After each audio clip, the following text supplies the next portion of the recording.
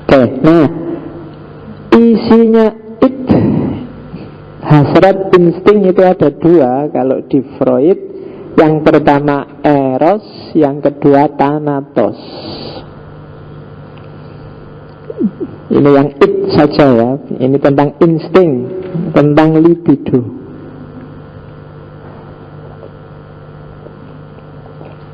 Jadi ada dua insting kita. Yang pertama adalah libido, insting reproduksi, insting yang konstruktif, yang positif.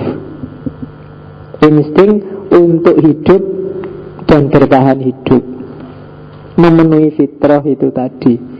Itu insting libido, eros. Kasih sayang, itu eros. Nggak cuma seksual. Di bawah tak kasih penjelasan. Eros itu nggak cuma dorongan seksual, tetapi juga segala yang mendatangkan kenikmatan. Itu eros, termasuk kasih sayangnya ibu, kasih sayangnya Tuhan.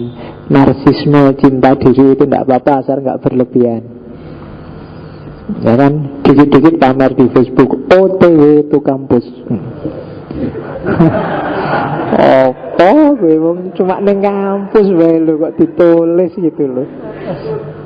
Ya kan? Nah itu narsis itu kan. Di luar kamar kos di foto jet, ditulis, diupload. Nanti di tengah jalan di foto lagi jet, diupload lagi. Di depan kelas upload lagi jet, dikirim lagi. Nanti dosennya masuk dia jet sama dosennya, diupload lagi. Iya kurang gawenan tenan. Ya itu jenenge narsis. Nggak apa-apa, cuma jangan berlebihan. Kalau berlebihan jadi sakit jiwa. Iya, sakit jiwa itu kan bahasa halusnya, bahasa kasarnya gendeng. Oke, jadi ya, jadi ya sekarang banyak kan Facebook. Coba kamu teliti, jangan-jangan Facebook itu jadi sumber banyak orang sakit jiwa. Eros itu salah satu terminologi cinta dari Yunani kan itu. Ada eros, ada philia, ada agape. Kalau agape itu cinta ketuhanan. Kalau eros ini cinta libido, cinta sesama jenis. Kalau philia itu kayak filsafat itu kan philia akar katanya. Cinta sesama manusia, cinta filsafat, cinta itu pakai istilah philia. Sehingga filosofia, cinta kebijaksanaan. Kalau eros itu sebenarnya orientasinya agak ke seksual. Kalau agape itu cinta-cinta alam, cinta Tuhan sebenarnya. Oke, itu eros, dewa cinta dari Yunani. Itu insting yang positif. Tapi di balik itu ada insting yang negatif. Namanya thanatos. Insting destruktif, insting agresif. Kalau dalam bahasanya Freud ini insting kematian. Jadi dalam diri kita ada insting untuk merusak, ada insting untuk menyakiti orang, ada insting, ada itu. Seneng lihat temennya susah itu ada. Kita punya sebenarnya potensi untuk kayak gitu. Namanya thanatos. Thanatos ini dewa kematian kalau dari Yunani. Ya banyak sih kalau kamu baca mitos-mitos Yunani, dewa-dewa ini. Kalau kamu baca ceritanya Hercules, mungkin antara lain kamu akan ketemu Thanatos. Thanatos ini pernah perang sama Hercules dan dia kalah. Karena Hercules belain temennya. Masa ini kayak Israel kalau dalam Islam. Temenku kok mau dicabut nyawanya, terus diajak gelut sama Hercules dan kalah Thanatosnya. Kalah terus dibelenggu sama Hercules, tidak bisa ngapa-ngapain. Cuma terus karena Thanatosnya dibelenggu, maka tidak ada orang mati terusan. Sing bingung dewa perang itu Ares. Ares ini bingung, ini bolak-balik ada perang kok tidak mati-mati orangnya. Susah dia, akhirnya nyari Thanatos dibebaskan, baru ada orang mati. Kan susah kan perang bolak-balik, ada yang ditusuk, ada yang ini, orangnya tidak bisa mati. Dewa mautnya sedang libur di penjara. Iya. Susah kan kamu, stres kok dewa perangnya. Ini gimana orang geletaan di sana sini tapi tidak ada yang mati satupun, malah susah. Nah kecenderungan itu adalah insting kematian. Dalam diri kita ada. Itulah yang bikin ada perang, ada pembunuhan, ada kekejaman, ada penyiksaan. Kan kalian heran, kok bisa ya kayak gitu? Iya, di antara insting kita ada yang memang coraknya merusak. Kadang-kadang kan kita memang butuh merusak itu, cuma porsi dan proporsinya harus pas. Kemarin misalnya Idul Adha waktu kurban, kalau kita nggak punya Thanatos, nggak tega kita nyembelih sapi sama nyembelih kambing. Iya kan, mau nyembelih sapi, astagfirullah ini makhluk hidup, ini kasihan kan gitu. Tapi harus agak punya insting kejam dikit, dikit, disembelih malah cepat selesai. Tapi kalau nggak punya ini, apa-apa dalam banyak hal kita nanti susah. Mau jalan mikir, jangan-jangan nanti nginjak semut ya, jangan-jangan kasihan semut juga makhluk hidup, tapi kamu bingung dewe, nggak jelas. Harus ada insting agak sadis sedikit, Thanatos. Banyak, misalnya dokter misalnya, kadang-kadang harus Thanatos, bikin amputasi, bikin itu kan kejam, kaki dipotong. Kalau nggak dipotong malah merusak yang lain. Kadang-kadang harus kejam. Nah itu insting Thanatos. Tapi kalau keliru menakarnya, ya dunia jadi rusak. Makanya keliru, dunia juga jadi rusak. Itu yang bikin perang, pembunuhan, kekejaman, penyiksaan. Nah itu jadinya rusak, jadi keliru. Kemarin saya baru cerita tentang kejamnya orang khalifah ketika menyiksa Al-Hallaj itu kan. Bagaimana Al-Hallaj dihukum mati pada zamannya. Pertama-tama dia dirajam bareng-bareng. Setelah dirajam, hari kedua dimutilasi. Kakinya dipotong, terus tangannya dipotong. Hari ketiga dilanjutkan mutilasinya, matanya dicungkil, telinganya dipotong, hidungnya dipotong, sampai kehabisan darah, megap-megap. Hari selanjutnya baru kepalanya dipotong. Dan belum selesai sampai di situ. Terus abunya jasadnya yang tersisa dibakar. Baru terus abunya dibuang ke sungai. Itu kan sadisme ya manusia itu ya. Iya, karena dia punya insting Thanatos. Begitu gak suka sama orang, maka kamu jangan kaget kalau lihat tragedi-tragedi. Dulu ada tragedi misalnya kasus yang Ahmadiyah. Kamu lihat videonya, aduh kok bisa gitu manusia. Kamu lihat ada Poso, ada Sampit, ada Maluku, ada. Heran kamu, kok bisa manusia kayak gitu. Jangan-jangan kamu juga bisa kayak gitu kalau egomu kalah sama yang sifatnya Thanatos. Jadi harus dikenali benar loh dirimu itu, karena man arafa nafsahu arafa rabbahu. Kalau kamu gak kenal dirimu, kamu merasa benar terus padahal kamu sedang merusak ini. Hati-hati. Oke. Termasuk merokok.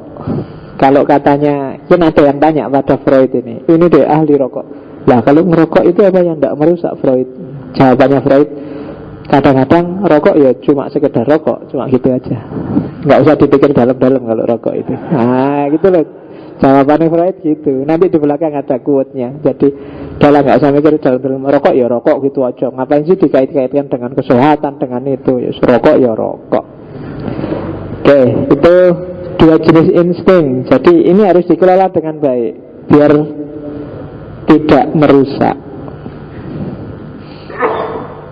Oke, ini dia yang terkenal, perkembangan kepribadian. Ini yang disebut positivistik, meramal kehidupannya manusia secara pasti. Manusia itu dibagi dalam 3 tahap. Ada fase infantil, ada fase laten, ada fase genital.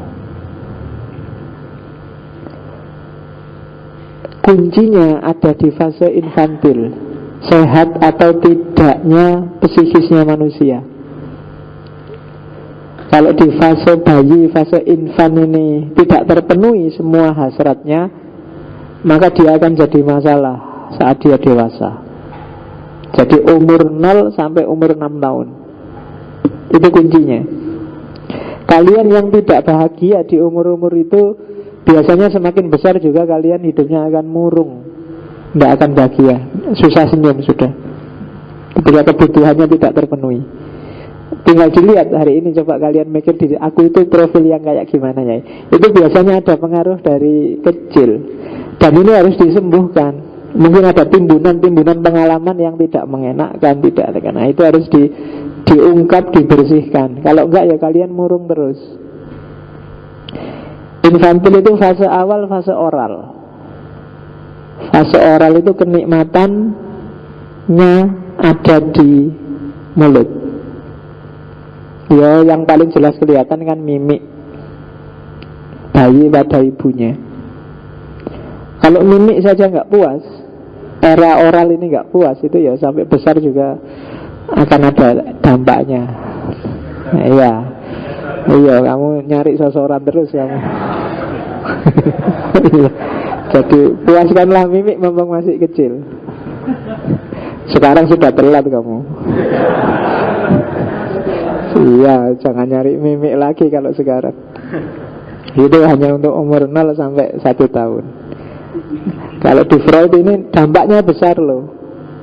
Orang yang tidak puas di fase oral itu mungkin omongnya banyak, cerewet, suka tidak puas, mudah dibohongi, jenis-jenis itu.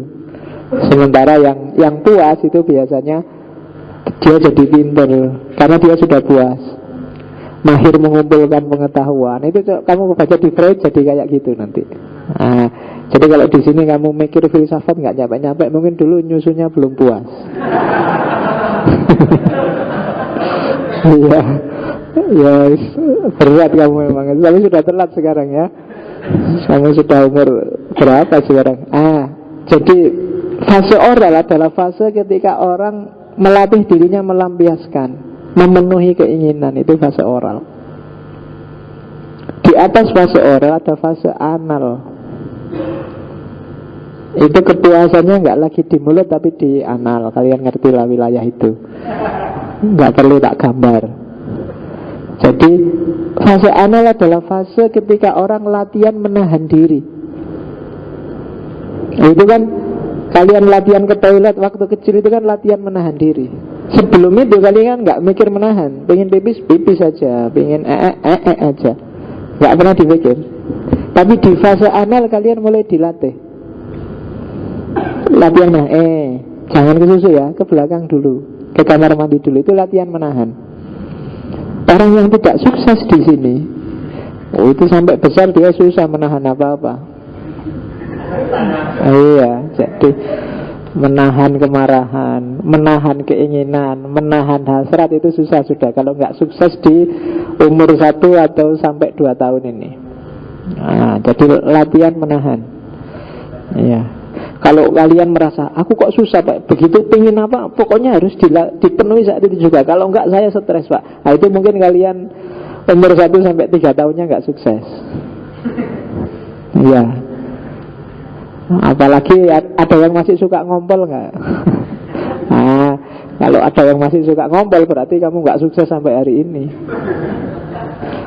Itu saja masih belum bisa menahan, apalagi yang lain.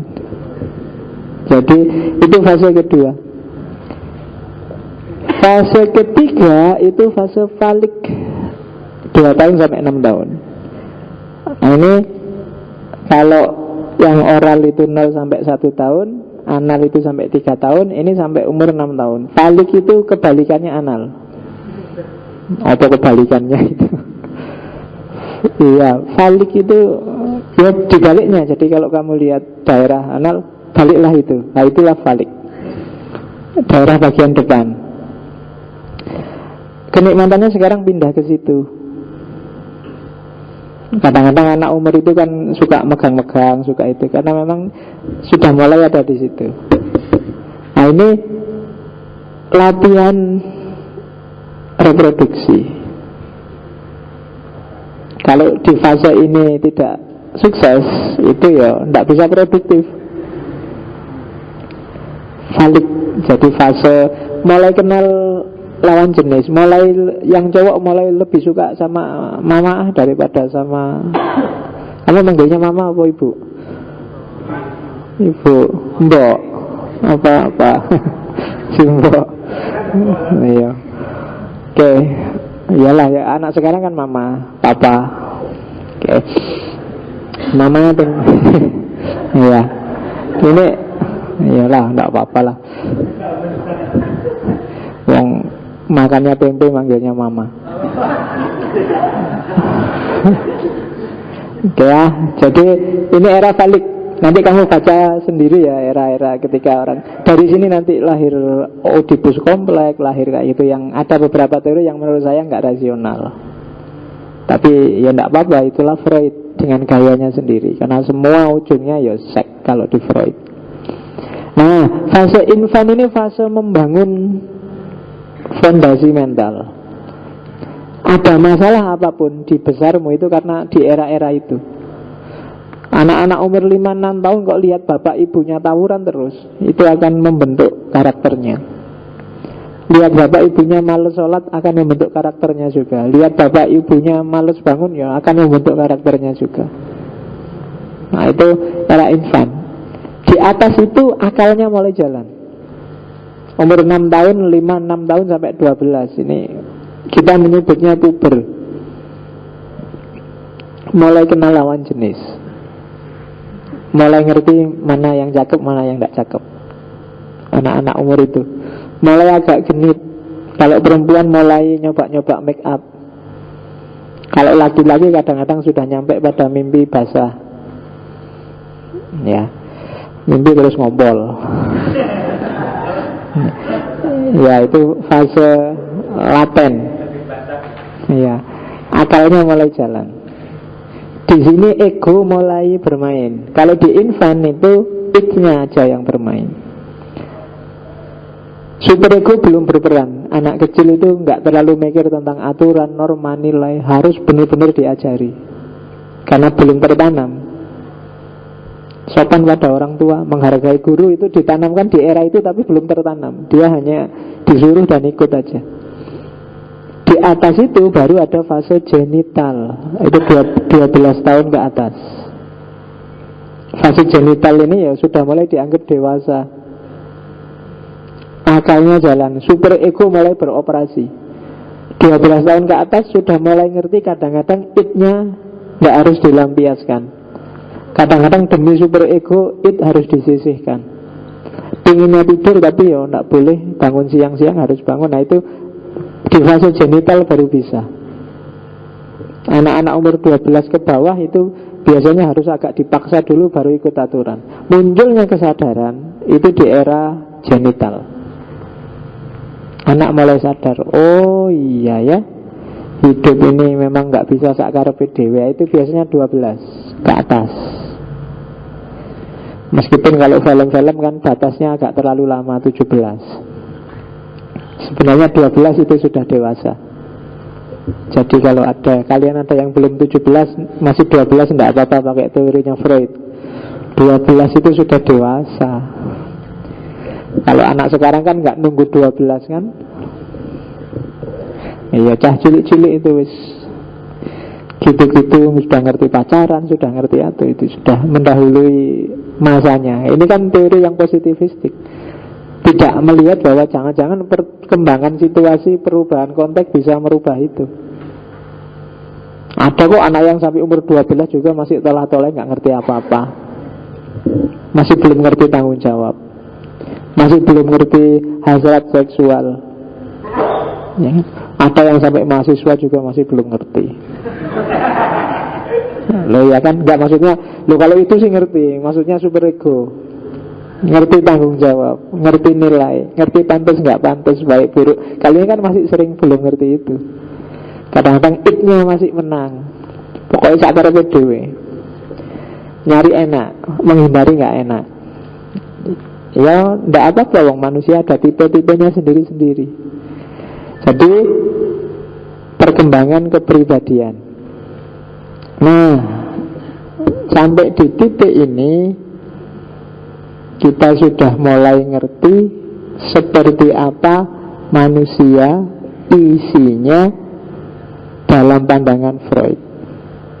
Jadi dalam diri kita itu ada id, ada ego, ada super ego. Terus ego dan super ego itu ada yang kita sadari, consciousness, ada yang pre-consciousness, diambang kesadaran, ada yang unconsciousness, tidak tampil sama sekali, kita tidak tahu kalau nggak kita gali-gali sendiri. Kalau kita jalan biasa gini kita sudah lupa ada timbunan informasi apa saja di dalam diri kita. Itu unconsciousness. Jadi itu konsep dasarnya sebelum nanti masuk ke psikoanalisis. Oke. Nah, praktek hidup yang dialektis antara ego dan super ego, inilah nanti yang kadang-kadang jadi sumber masalah dalam hidup kita. Ada konflik, ada ketegangan-ketegangan. Disitulah nanti lahir kecemasan-kecemasan dalam hidup kita. Konflik itu sebenarnya karakter kehidupan. Nggak ada orang hidup yang tanpa konflik. Kalau nggak ada konflik, kehidupan ini tidak akan berkembang.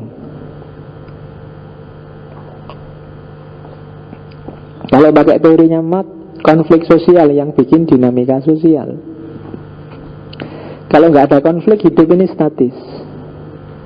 Harus ada gegerannya dikit, harus ada konfliknya dikit, terus akan lahir sesuatu yang baru. Itu kan logika tesis, antitesis, dan sintesis.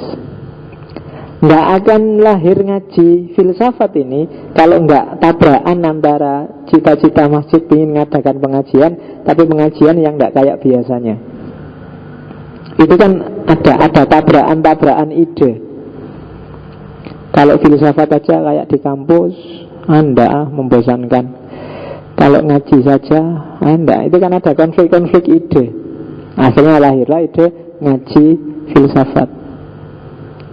Kalau nggak ada konflik bom atom di Jepang, Indonesia nggak akan merdeka. Itu kan contoh kasarnya gitu. Kalau nggak ada konflik antara SBY dan Megawati, nggak akan ada apa, kan gitu. Selalu sesuatu yang baru pasti didahului oleh konflik. Dalam diri kita juga begitu. Konflik itu main. Kalau nggak ada konflik, statis, malah mudah punah, akan selesai. Karena segala yang statis itu kan pasti terus hilangnya cepat. Jadi kalau kalian punya pacar, bikinlah konflik biar berkembang. Lah kalau statis nggak ada apa-apa, ya monoton, lama-lama mesti bosen. Kalau nggak bikin bosen, ya bikin perkara lah dikit-dikit, bikin kasus. Nah itu nanti hubungannya akan berkembang ke sesuatu yang baru pasti. Mungkin diputus, mungkin ganti yang lain. Loh ya kan, baru kan berarti itu ya kan. Alhamdulillah ada yang baru kan gitu. Oke. Alhamdulillah ada konflik. Oke ya. Nah konflik itu kalau dalam bahasanya Freud disebut kecemasan. Ada 3 jenis. Ada kecemasan realita, ada kecemasan neurotik, ada kecemasan moral. Kecemasan realita itu kecemasan akan bahaya yang datangnya dari luar. Itu biasa. Saya takut pulang malam-malam, Pak. Kenapa? Takut masuk angin. Nah, itu kan takut karena faktor dari luar. Saya takut naik bis, Pak. Kenapa? Tidak kenal saya sama kondekturnya. Ya mesti wae. Itu takut. Tidak apa-apa, manusiawi. Takut dengan yang bahaya yang dari luar itu lebih mudah diatasi. Saya takut sama hantu, Pak, kan mudah. Karena hantu sesuatu yang di luar dirimu. Tinggal kamu menghindari tempat yang menurutmu berhantu, kan beres. Saya takut, Pak. Ada nggak di sini yang takut dengan lawan jenisnya? Takut sama perempuan. Yang perempuan takut sama laki-laki, ada ya? Itu solusinya gampang. Wong memang nggak ada perempuan yang mau deket sama kamu, jadi aman. Ya kan? Takut dengan bahaya dari luar. Simple. Takut naik mobil, ya nggak usah beli mobil. Takut naik motor, nggak usah beli motor. Sederhana. Jadi jangan terlalu diambil pusing ketakutan dari yang di luar dirimu, karena solusinya pasti sangat sederhana. Yang susah itu kecemasan jenis kedua, kecemasan neurotik. Kecemasan neurotik itu hubungannya dengan id dan ego. Takut id dan egonya keluar jalur, tidak terpenuhi. Itu neurosis sudah. Karena takut besok anak cucu kita nggak makan, terus hari ini kamu serakah luar biasa, korupsi, itu kan jadi masalah. Itu neurosis. Karena takut kamu jadi gendut, maka terus ya kamu makan sehari cuma 1 kali, cuma porsinya 3. Sama aja itu ya. Nah, ini ketakutan-ketakutan yang sifatnya neurotik. Takut yang dasarnya id dan ego. Takut egomu tidak beres, kesadaranmu kacau. Takut hasratmu tidak terpenuhi, itu namanya neurosis.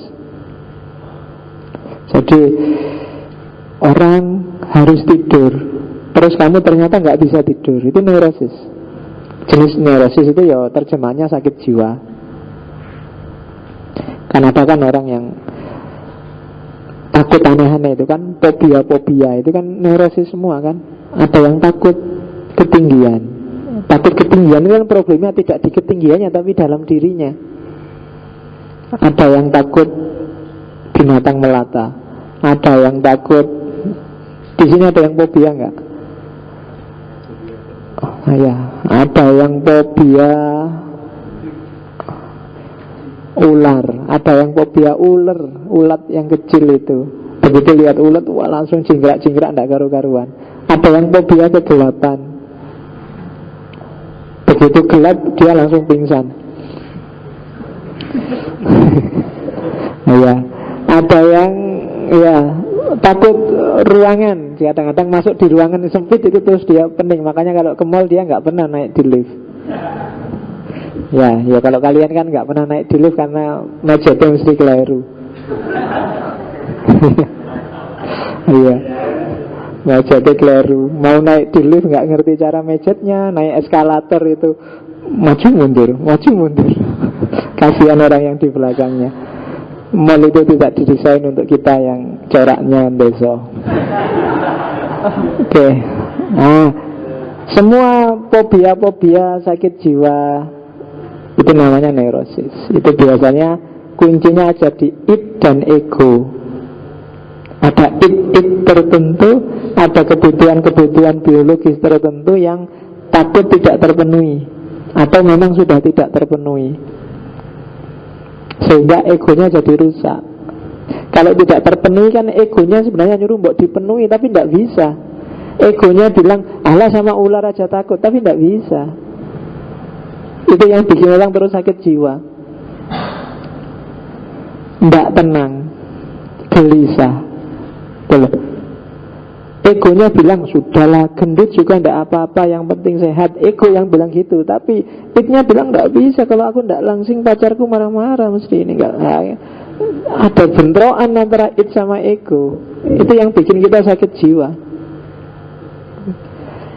Hasratmu sih bilang ini sudah waktunya kawin ini, tapi ya mau kawin dikasih makan apa, katanya ego. Kerjaan aja belum itu, skripsi nggak selesai. Loh kan egomu yang realistis bilang gitu. Idnya sih sudah ngebet, ingin segera. Idnya mencegah. Oh itu kalau diterus-teruskan lama-lama kamu sakit jiwa. Ya kan? Ya nek bahasa sakit jiwa lembut itu kan bahasa kasarnya kan stres. Stres itu kan karena ada keinginan yang direpresi. Takut deh. Iya bukan takut, itu stres. Ya sekarang lebih dihaluskan lagi, tidak pakai istilah stres tapi galau. Ya bodoh. Dulu ada lagi penghalusan namanya BT. Nah, itu sebenarnya gejala-gejala neurosis, permulaan kegilaan. Nah, hati-hati ya makanya. Santai aja. Ego sama id tidak usah dibentur-benturkan, tidak usah dipikir terlalu dalam. Itu diantara solusinya. Nah, itu kecemasan jenis kedua. Ada kecemasan jenis ketiga, yaitu kecemasan moral. Kecemasan moral ini hubungannya dengan super ego.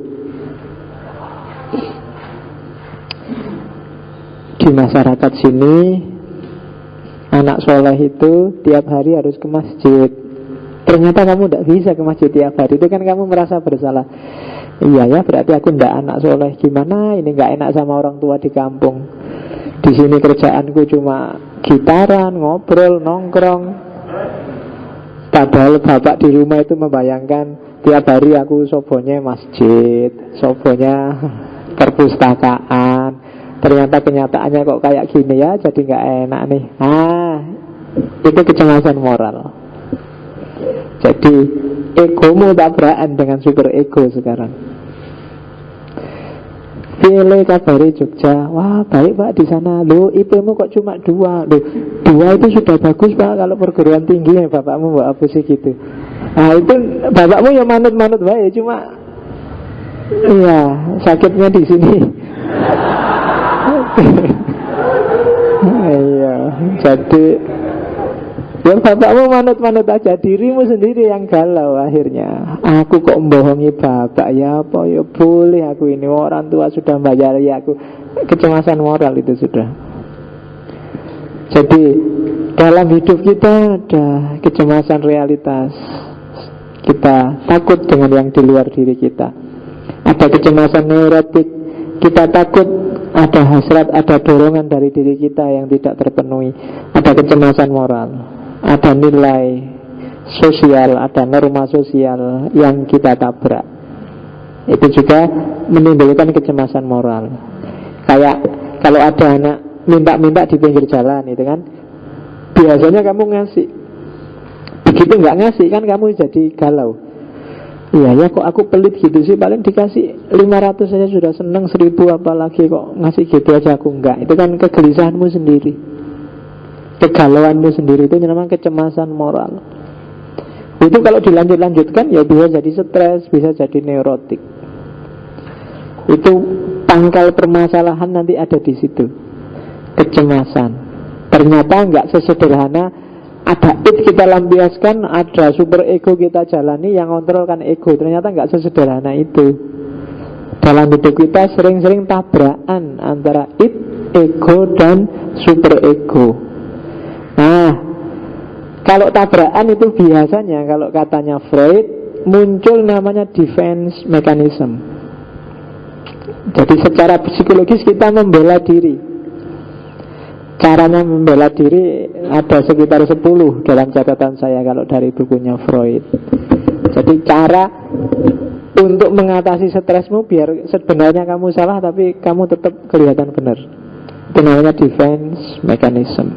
Mekanisme defensif. Yang pertama represi. Represi itu menekan biar nggak kelihatan.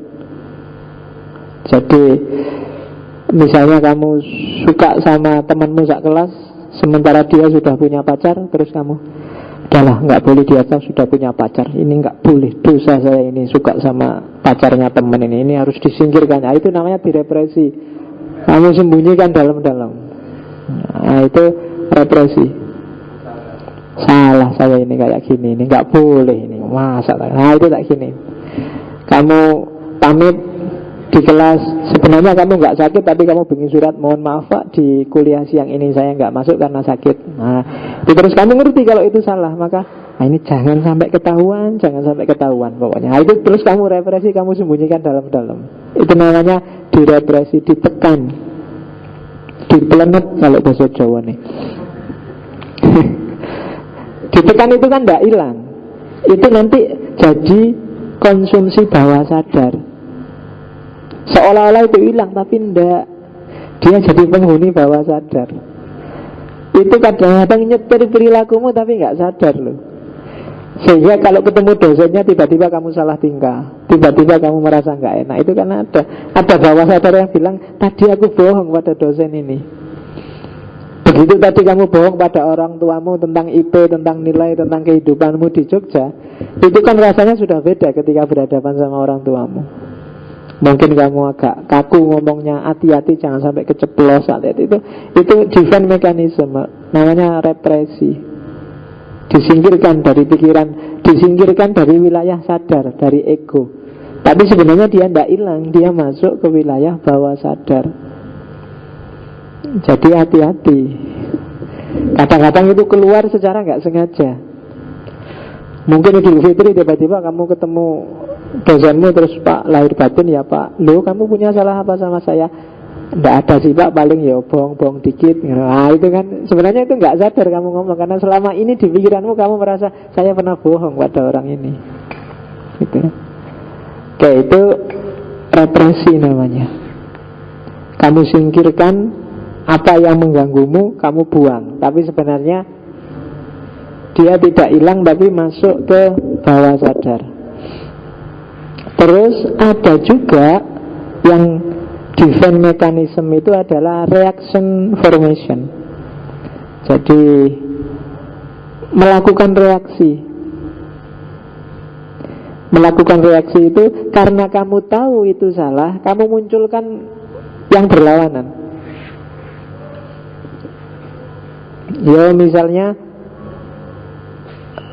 kamu suka sama seseorang, terus nembak, terus ditolak. Ditolak itu kan galau kamu kan, sakit sinimu. Nah, ya kan, kalau aku ngomong sakit di sini kan yang sakit bukan aku, sinimu yang sakit. Jadi ketika kamu galau, besoknya kalau ada temenmu tanya, kamu suka ya sama itu? Oh enggak, apa perempuan kayak gitu aja. Ini namanya reaction formation. Itu sebenarnya defense mechanism, mekanismemu untuk membela dirimu biar kamu nggak kelihatan jelek, nggak kelihatan memalukan.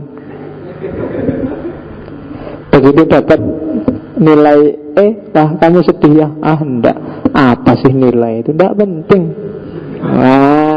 Itu namanya defense mechanism. Nilai itu tidak menjamin masa depan lah. Ngapain sih kita terlalu fokus pada nilai, karena nilainya jelek. Ya, jadi itu reaction formation. Jadi defense mechanism itu otomatis kamu menolak itu. Karena ya mungkin karena kamu takut dianggap malu, mencederai kehormatan, ya sebagainya gitulah.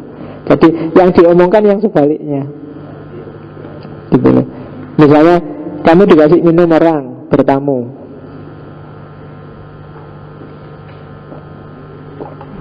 terus yang punya rumah tanya, enak gak mas minumannya? Kamu tahu bahwa kamu harus selalu baik dengan dia, sehingga kalau kamu ngomong gak enak, padahal itu gak enak, putus persahabatanmu dengan dia, maka terus enak. Nah itu sebenarnya defense juga. Jadi memunculkan perilaku yang berlawanan. Jadi justru kebalikannya yang ditampilkan. Makanya ada orang bilang cinta sama benci itu sebenarnya seperti dua sisi mata uang. Karena kadang-kadang orang yang menampilkan diri sangat benci dengan kita itu sebenarnya yang paling suka dengan kita. Kalau kamu punya 3 teman lawan jenis misalnya ya, yang satu ngobrolnya nyantai aja gak apa, sementara yang satu kaku misalnya. Justru yang kaku itu biasanya yang sangat perhatian pada kita. Yang santai itu ya biasa aja, santai, friend, CS. Sementara yang ini perasaannya deg-degan tuh asli. Jadinya grogi, berarti yang ada rasa itu yang seolah-olah cuek tapi sebenarnya perasaannya tidak karu-karuan itu. Itu defense mechanism. Jadi nggak bisa santai lagi. Oke. Jadi reaction formation itu defense mechanism yang kedua. Defense mechanism yang ketiga adalah displacement. Displacement itu mengarahkan dorongan pada objek yang lebih lemah. Misalnya di kampus kamu dimarahi dosenmu. Karena dosen kamu gak bisa bantah, semangat ya, tapi muangkel kamu dimarahi. Begitu nyampe kos-kosan, gantian temenku tak marah-marahin sekarang. Itu melampiaskan pada yang kenapa sama teman kamu berani, karena lebih lemah dibandingkan kalau melawan dosen. Gitu loh. Tadi kamu diceramai habis-habisan, begitu nyampe kos-kosan gantian temenmu kamu ceramai habis-habisan, untuk melampiaskan ganjelan di hatimu sebenarnya. Atau kalau sampai di rumah adikmu kamu ceramai habis-habisan, kamu marah-marahi, piye to dik, bodoh kowe iki. Padahal tadi sudah dibodoh-bodohin sama dosennya. Sekarang pulang dilampiaskan ke adiknya, ke temannya. Itu namanya displacement. Nyari pelampiasan yang lebih lemah. Habis dibohongi siapa, kurang ajar aku kok dibohongi, tapi balas nggak berani, wong yang bohongi kamu lebih tinggi, terus kamu balas ke yang lebih rendah. Itu namanya displacement. Karena nggak berani bantah, ya nyari sasaran yang lebih lemah. Yang keempat, fiksasi. Kalau fiksasi itu milih zona nyaman. Itu defense mechanism juga. Mbok kamu kursus bahasa Inggris, besok biar bisa ke luar negeri. Enggak usah lah Pak, saya cukup kayak gini aja sudah bersyukur. Nah, itu fiksasi. Kamu enggak mau berkembang karena takut. Karena berubah itu kan menakutkan itu kan. Apa ya, aku akan enak kayak gini kalau aku berubah, kalau aku ganti posisi, kalau aku ganti porsi. Maka orang cenderung melakukan fiksasi, diam di zona nyamannya selama ini. Gimana kalau ngaji filsafat ini kita pindah ke hotel? Nggak usah lah Pak, kayak gini sudah enak, nggak usah macam-macam lah Pak, wis gini aja lah nyantai. Itu namanya nyari zona nyaman, fiksasi. Padahal kalau fiksasi, kalau nyari zona nyaman saja, mungkin ngaji filsafat kayak gini nggak akan lahir. Kalian yang merasa tidak maju-maju, sebenarnya kuncinya satu, tinggalkan zona nyaman.